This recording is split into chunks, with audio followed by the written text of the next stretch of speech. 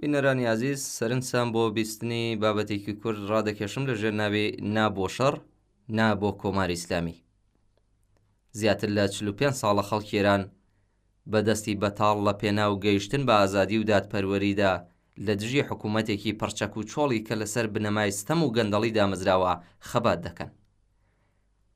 لەم ماوەی تەواوی ئەو ساڵانەدا کۆماری ئیسلامی لە هیچ چەشنە جینایەتێک لەوانە لە سێدارەدانی بە کۆمەڵی زیندانیانی سیاسی، سەرکوتکردنی خوێناوی ناڕەزایەتیەکان، لە ناوبرنی سامانە سروشتیەکان و هیتر لە دژی خەڵکی ئێران درێغی نەکردووە. جگە لەوەش بەشێکی زۆری سەروەت و سامانی وڵاتی لە بری بەکارهێنان لە پێناو باشترکردنی ژیانی خەڵکدا بۆ پاڵپشتیکردن لە هێزە بە وەکالەت و تێروریستەکانی و هەروەها شەڕە بێکۆتاییەکانی لە ناوچەکەدا خەرج کردووە. سیاسەتێکی کە بەردەوام لەلایەن خەڵکی ئێرانەوە لەگەڵ دژایەتی و ناڕەزایەتی بەرەوڕووبووەتەوە. لەم ڕێگە دوور و درێژەدا هەزاران کەس لەلایەن کۆماری ئیسلامیەوە کوژراون و تا ئێستاش ژمارەیەکی زۆر لە نێو زیندانەکاندا دەست بەسەرن. بە تەواوی دەرک بەو ڕاستیە دەکرێت کە دوای دەیان ساڵ خەباتی بێپسانەوە لە شەڕێکی نابەرابەر لە دژی دەسەڵاتێکی ستەمکار و سەرەڕۆ، زۆرێک لە خەڵک هەست بە ماندوێتی و جۆرێک لە بێهیوایی دەکەن.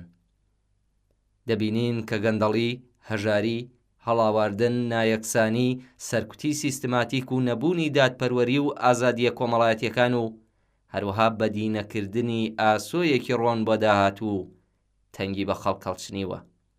ئێستا دوای ئەو هەموو ساڵە مەترسی شەڕیش بووەتە سەرباری هەموو دەردەکان و باڵی بەسەر وڵاتدا کێشاوە. هەردوو لایەن ئەم شەڕە ساڵەهایە هەڕەشەی لە ناوبردنی یەکتر دەکەن و ئەمە شەڕی خەڵکی ئێران نییە.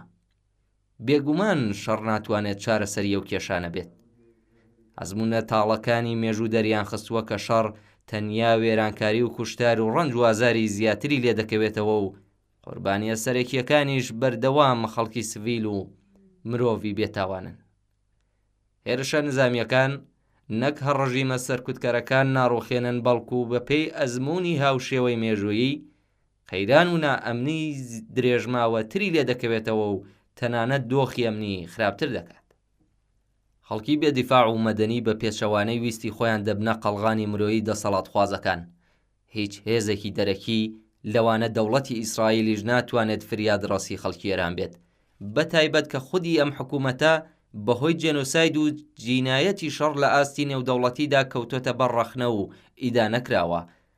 ئەوەمان لەبیر ناچێتەوە کە ئەو بناژۆخوازیە ئیسلامیەی کە ئەمڕۆکە ئێران و ناوچەکە و باکووری ئەفریقای تووشی ئاگری شەڕ کردووە، دەرەنجامی هەمان ئەو شەڕ و پاوانخوازیانەیە کە ئێستا بەرۆکی بە خودی خوڵقێنەرەکانی گرتووە.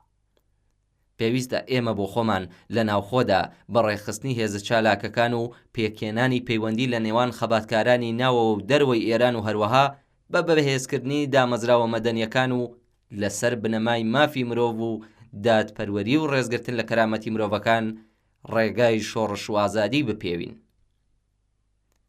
ئامانجی ئەم خەباتە نەک هەرڕوخانی کۆماری ئیسلامی، بەڵکو بریتیە لە بنیاتنانی کۆمەڵگایەک لەسەر بنەمای دموکراسی و مافی مرۆڤ و ئازادی لە پێناو گەیشتن بە دموکراسیەکی بەردەوام و ئاشتی و پێکەوە ژیانی ئاشتیانە لەگەڵ کۆمەڵانی خەڵکی جیهاندا. خەڵکی ئێران گەلێک جار ئیرادە و توانایی خۆیان بۆ گۆڕین و ڕوخاندنی کۆماری ئیسلامی نیشانداوە و ئەم هێزە جەماوەریە حکوومەتی لە ئاست خەبات و ناڕەزایەتیەکانی خەڵک تووشی ترس و خۆف کردووە. هەر بۆیە پەنای بردووەتە بەرامرازی سەرکت و بەهێزکردنی هێزە بە وەکالەتەکانی. ئێمە خوازیاری ئازادین، بەڵام ئەم ئازادیە تەنیا کاتێک دەستەبەر دەبێت کە بە هێزی خەباتی خەڵکی ئێران و بەبێ دەستێوەردانی هێزە دەرەکیەکان بەدی بێت، نەک لەسەر وێرانەکانی شەڕ.